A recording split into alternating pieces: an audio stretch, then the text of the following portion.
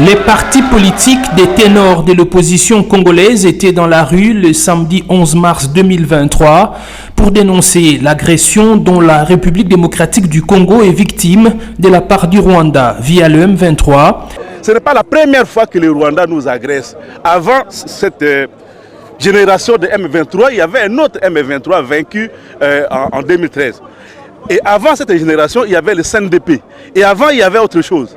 Donc, si nous devons relever les défis, nous faire respecter là où nous sommes au centre de l'Afrique, nous devons nous organiser en interne pour être une nation forte. Le Rwanda, c'est 1/90e de la superficie de la RDC. Sa population, c'est à peine la population de la ville de Kinshasa, à peine 1/10e de la population de la RDC. Nous avons des ressources, nous avons des richesses potentielles, 1000 milliards de 1000 fois plus que le Rwanda.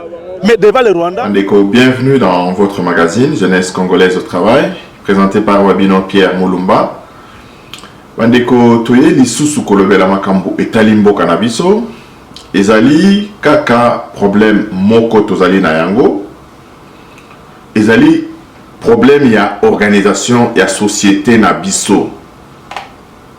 Na mboka na biso mikolo nyonso tongo midi pokwa batu nyonso bisika nyonso bazali kotale la président de la République. Et pourtant soki totali ndenge mboka na biso ezali organisé, tozali na ba entité de base. Ba 145 territoires na biso. Na ba 145 territoires na biso wana, ba administrateur ya territoire wana basalaka musala nini? Ba territoire ezali minene. Tokamati ba avenue na biso, ba balabala na biso, ba quartier na biso, ba commune na biso, ba bourgmestre na biso basalaka musala nini? Lelo oyo nazali komona bazali kobuka de gauche à droite dans la ville de Kinshasa. Ça démontre encore une fois de plus l'inexistence de l'État. Makambu tozali koloba matin midi soir. Tongo midi pourquoi tozali koloba que État na biso ezali absent là où l'État doit faire sentir aux populations sa présence, son omniprésence. Nous assistons tous les jours. Il y a des accidents à gauche, à droite. Il y a mitouka. Et souvent les victimes sont dues au fait que je parlais tout à l'heure de comment est-ce que Batubakoki Kotonga na ba place Yambula Matai. On ne peut pas comprendre que Mutu Atongi Ndakunaye Aleki espace à côté de l'espace ya Mbula Matai. Ça veut dire que les services étatiques bazali kosala musala na bango ndenge esengelité. Donc tozali kosenga na bakonzi na biso ba mekana nous ko renforcer ba service ya inspection na ba service nyonso. Parce que bande ko na biso bazolinga mutu azala sima na bango o ba ko kosala musala na bango. Bomoni awa ba tie inspection ya finance ndenge misolo okomi kokota na caisse ya Mbula Matai. C'est la même chose dans tous les secteurs. Ba magasin o ezali kofungwa mana et pas na biso. Est-ce qu'il y a un service de contrôle qui vérifie ba température na ba local o ezali côté ka ba kisi? Quand j'ai vu dans la ville de Kinshasa que les médicaments sont vendus dans des locaux où la température avoisine 35 degrés, alors que dans la boîte, il y a des médicaments, on a commis bien que à garder en dessous de 25 degrés. Mais dans le magasin, ils allaient dans la ville à Kinshasa, où ils allaient côté Kabakisi, la pharmacie soi-disant, le dépôt pharmaceutique, où la température excède les 35 degrés. À l'intérieur, est-ce qu'on peut dire que ville na biswana ezali na bourgmestre, ezali na gouverneur? Est-ce que commune oyo ba installer ba dépôt pharmaceutique wana ezali na bourgmestre? Ba service wana ya mairie et ça la kamusala nini. C'est ainsi que biloko nyonso wana ya mike soki tosangisi yango ezali kobima ke mboka na biso ezali organisé ata mokete banguna bazali kokotela biso dans tous les sens. Raison pour laquelle bandeko bazali kosenga premier ministre akoka nanu kobengisa ba entité nyonso oyo ba responsable ya ba entité nyonso oyo akoka kokomela bango ata lettre ya pamba que mutu na mutu il faut asala mission na ye asala musala na ye. Et puis premier ministre a mécanisme qu'on motorisé a tient en place service moko pour le monitorage. Il y a misala ya batu na batu service na ba service. Il y a un côté de conseil pour tout le monde nous clair parce que organisation de la société et ko koma ndenge nini ce qui batu nyonso bazali ko la mukana ba bar bazali ko la na ba bar. Tozali ko mona ba bar na ba venu na biso nyonso ba église na ba balabala na biso nyonso. Mboka ekotongama modèle wana te balukela batu ya ba église bisika na bango o bakoki kokende kosala ba église na bango etiaka makelele na ba quartier na biso te bana na biso bakoka kotanga. Donc nyonso wana ezali kolakisa ke état ezali absent. Alors pour changer, pour faire sentir la présence de l'état ne fût-ce que dans les zones où il y a la paix et sengeli gouvernement Nabiso a révalorisé le service à inspectorat.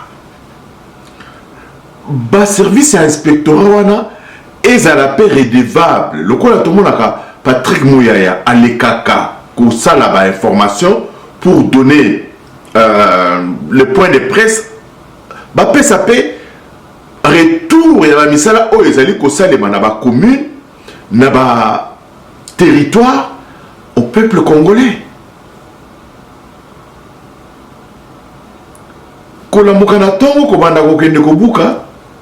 Ce n'est pas vraiment ça la solution. Ce qui est inspection de manière régulière, nous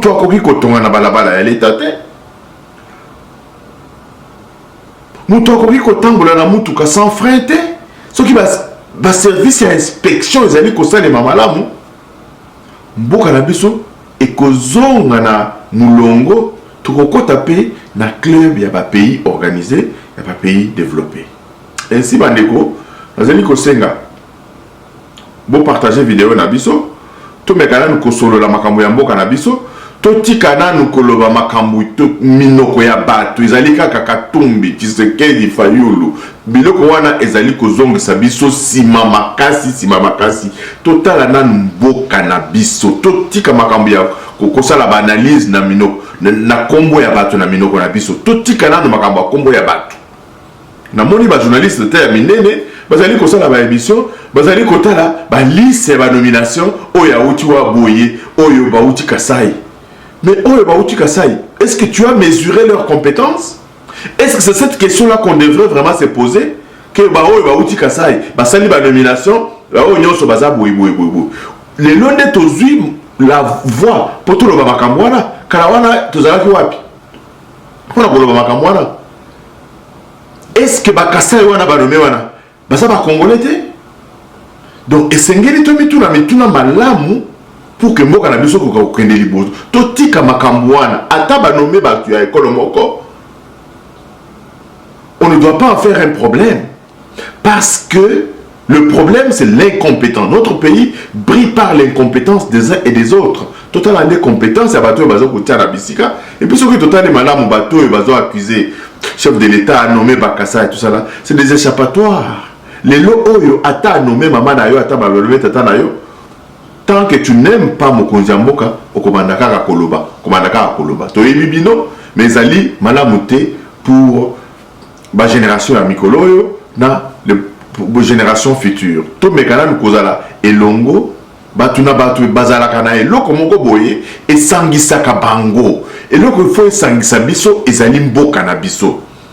Tant que nous avons un chef de l'État qui se soucie de l'avenir de notre nation, de notre pays, et sengeli to tiaema boko na lutte oyo azali kosala lelo oyo. Il a hérité d'une situation catastrophique. c'est parvenu ici de Kabila. Aïe Kobe Bisambo Kanabiso, dans le niveau moko que il faut vraiment une force tous azimuts dans tous les sens. Il y a Mboka Nyonso, Toka Sangana, pour tout le monde Kanabiso. Ainsi, s'il y a des divergences internes, nous pouvons en discuter, etc. Mais comme je